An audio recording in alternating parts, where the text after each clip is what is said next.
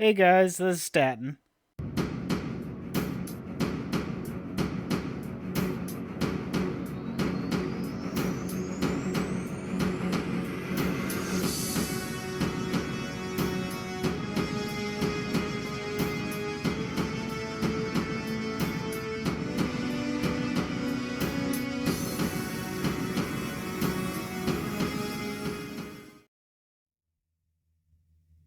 Welcome back to another story time with Statton. I know it's been a long time since I did my first video because I just haven't had enough time to do these type of videos, but I want to get back into doing them. Uh, I decided to mix up what this particular series is about. In some cases, the story time with Statton is going to be me reading extra books and letters and stuff from other video games I sped through just to flesh out the lore a little more for those that want more detail and depth. But there's other times where I'm going to share life experiences and things that I went through in the hopes that it might help others out, realizing that they're not alone in anything that they might have gone through themselves.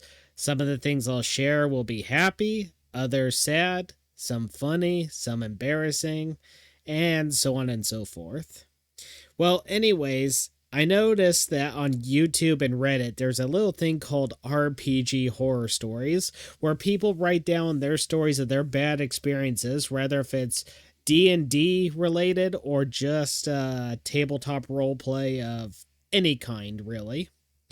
Well, as it turns out, I have an RPG story of my own. Problem is, it's so big, I'm gonna have to break it up into chapters. So I may not even do the complete series of the D&D horror story on my part.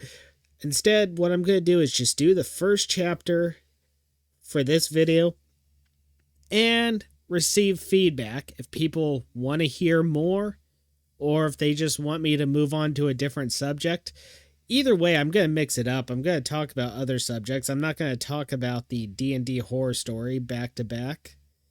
But anyways, without further ado, here is chapter 1 of Statton's D&D horror story. And the name of this title, So It Begins.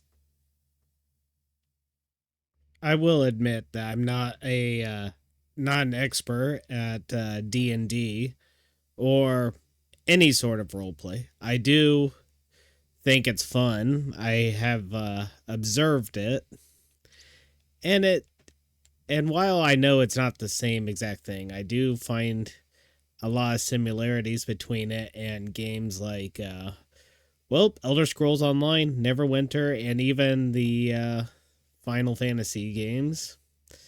After all, there's leveling up and all that. I know that it's not quite the same. But anyways, one issue I've always had when it came to Dungeons and Dragons and roleplay is I haven't been connected to very many groups, but a good majority of the groups have made it somewhat less than appealing. For one thing, and I don't understand this. I understand not wanting to be disruptive or being a troublemaker. I get what murder hoboing is, and I don't do that sort of thing. Nor do I try to cause any sort of trouble in game or anything. But at the same time, you get some of these people where if you roleplay even in the tiniest way that they don't like, then they blow it completely out of proportion and they'll treat you and your character like crap. Now, this ruined roleplay for me for the longest time. And I thought when I found this one group that I'm about to tell you all about that things would change, largely due to the fact that the person that invited me seemed like a good friend. They were someone I could always talk to. They always showed that they were empathetic. At least they did in the beginning. But then things, when I finally joined the group that they invited me to, things kind of went downhill from there. Of course, there's two sides to every story.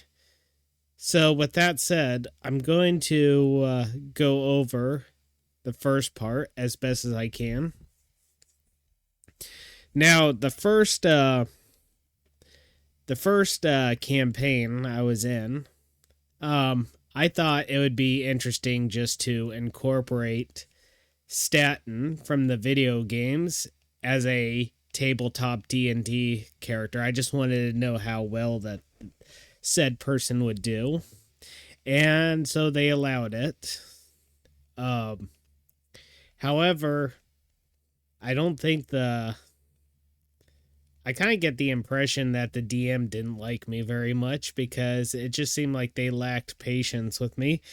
Bear in mind, the one detail I forgot to mention is we never campaigned in person. We didn't all sit at the same table. We campaigned on Discord, so a lot of the majority of our chat was in text, although I would have preferred it myself to be voice chat, but that's a story for another time. Not wanting to be disruptive, I would follow the group, but I would always get lectured about how I should run on ahead and check for traps. Okay, that's understandable. But it would get to a point where the DM would get so mad that he would actually end up leaving the server for a day and then coming back when he calmed down. It's like, okay, that's not really the most mature way of handling it. I'm not a DM expert, and as I said, I don't know a lot about Dungeons and Dragons yet, but I am smart enough to know that these roleplay games are a lot like herding cats. I mean, unless you're the one controlling the characters, you can't really expect each and every character to do exactly what you want the way they would want. But it seemed like the person wanted to be in complete control. And, well, needless to say, I still don't understand what happened, but in our last session of the campaign, and when I say last session, I don't mean the campaign was complete, because apparently one of us did something that ticked the DM off so bad that he not only left the server, but he discontinued the game altogether. We never got to finish it. I can honestly say every campaign I've ever been involved in, when it comes to this particular group, we've never actually finished. Well, anyways, the one who invited me, the friend, well, we decided to do a new campaign, and this was forget the exact name for it, but it involved werewolves. So I'm pretty sure if any of you are familiar with tabletop role-playing games that involves werewolves, and you probably know the name of it. Well, I don't understand why, and this is important here. I need to throw in some details. I wouldn't normally brag. I'm not saying this to brag, but I was always there to help said person. You see, my wife and I have a tendency to want to help those who are in need, rather if it's being a listening ear or to vent, or if someone needed gas money of some kind. And this person was no exception to the rule. We helped this person out. Anyways, what this has to do with the role-playing session is, for some reason, this person wanted to make a character that would be a love interest for my character, which I've never done before, so I figured, okay, why not? For some reason, though, when the game first began, I was ignored for the most part. Everybody was meeting up how player characters will meet up for the first time and get to know each other. Well, there's another character in the game, and this was played by a girl in real life, and she was talking to everybody except me.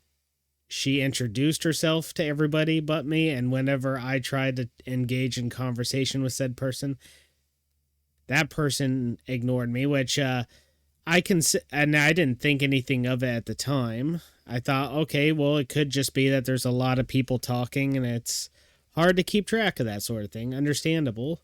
However, and this is where it ties into the other girl who was the love interest to my character. I even forget the character's name.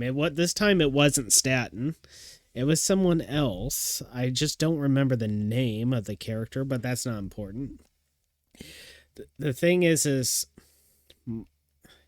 for some reason, I don't know if this happened in the DMs or if it happened when I wasn't in session, because this type of role-playing game, it was free range in the sense that you didn't have to wait till the actual session to hop in and start role-playing with the others. You could jump in and out at any time upon your will, and the sessions would be for like the main quest and everything.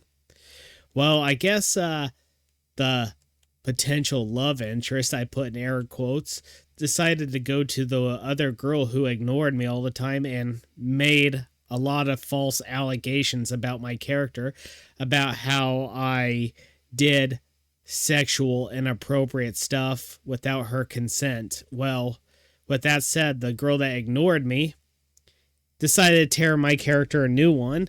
Now, you're probably thinking, well, yeah, but that's just RP, Statton. What's the deal?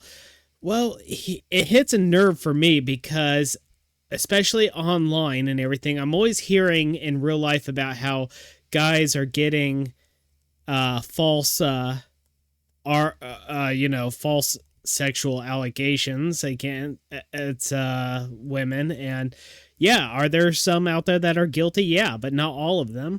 There's been guys whose lives are ruined, innocent guys whose lives are ruined because of accusations like that. So despite the fact that was roleplay, that one actually hit a nerve for me. And then the other girl that she told that to was tearing me apart verbally. And when the potential love interest decided to finally confess the truth to the other girl, instead of her getting mad at her like she got mad at me, she's just like, oh, well, not my circus, not my monkeys. It's like, where was that attitude when everything was being directed at me? When I'm the one at fault? Jumped on me and tore me apart verbally. But when it ended up I was innocent and somebody else was at fault, nope. They have the not my circus, not my monkey attitude.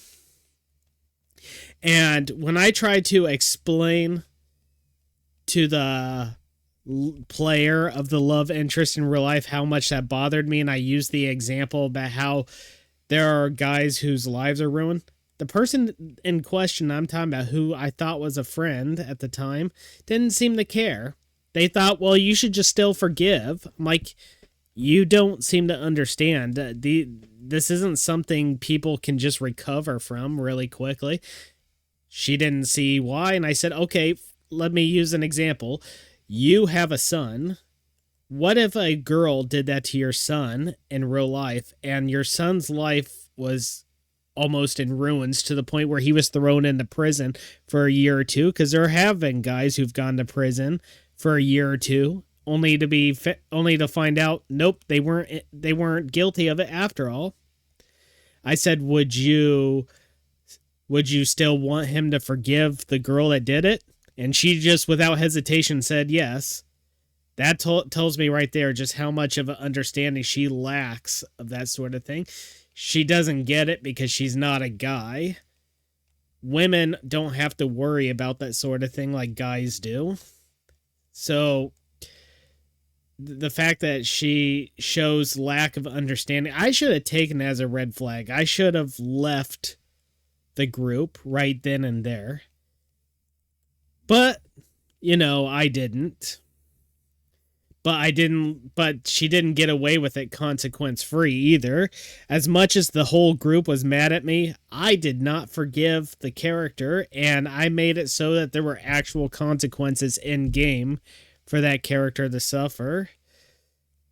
Now, like I said, I should have left, but the thing is when you've been in many bad groups, and like I said, I haven't been in that many, but when more than half the groups you're in end up being aggressive or they lash out at you for every little thing, you start to think that that's the norm, that that's how people normally are in these role-playing games. And I found the gameplay itself to be fun.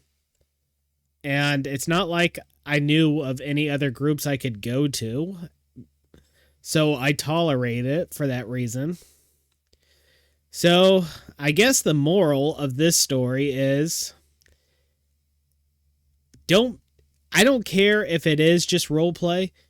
Don't make allegations that ruin people's lives in real life like that.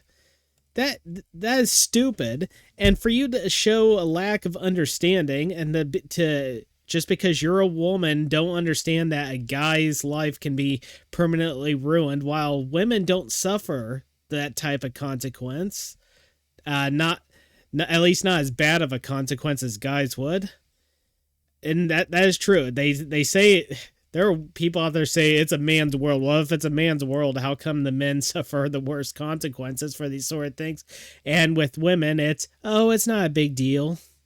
Yeah, that really irks me.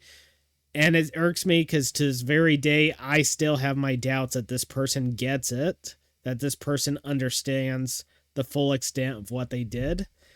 Yeah, they eventually apologized, but I kind of question if they apologize because they recognize what they did was wrong, or they just apologize because they realized I wasn't letting it go.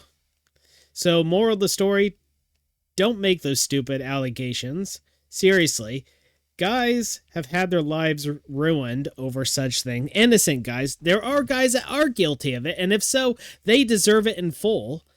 But not only but if you're guilty of falsely accusing people like that, not only should you be punished for it, but if there's anyone that should also be mad at you, it isn't just the innocent people that you accused, but it's the real victims of that sort of thing.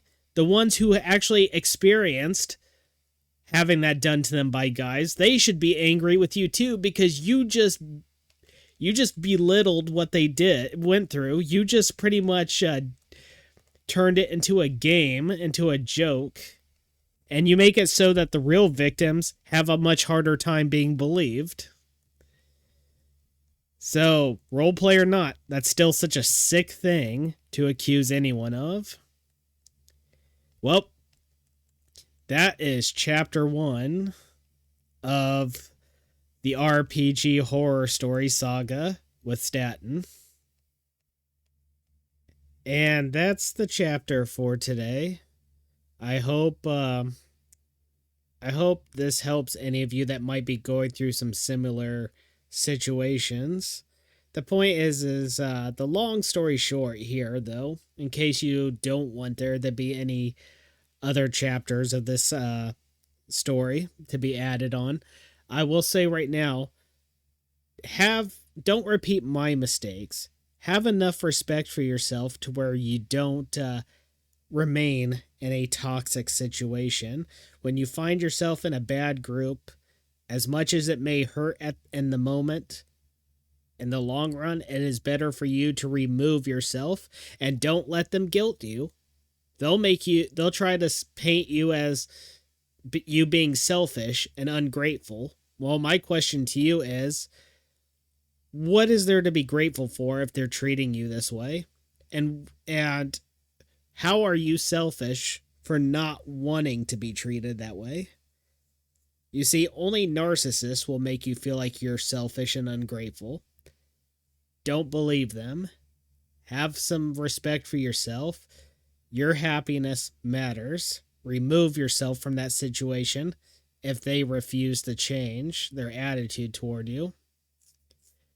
Anyways, don't forget to check out my Discord server called Statton's Mansion. I leave a link to it in the description of all my videos, and I leave a link to my Venmo account for optional donations. Donations are not required, but they are appreciated. Anyways, my name is Statton. Like, share, and subscribe, and y'all have yourselves a wonderful day.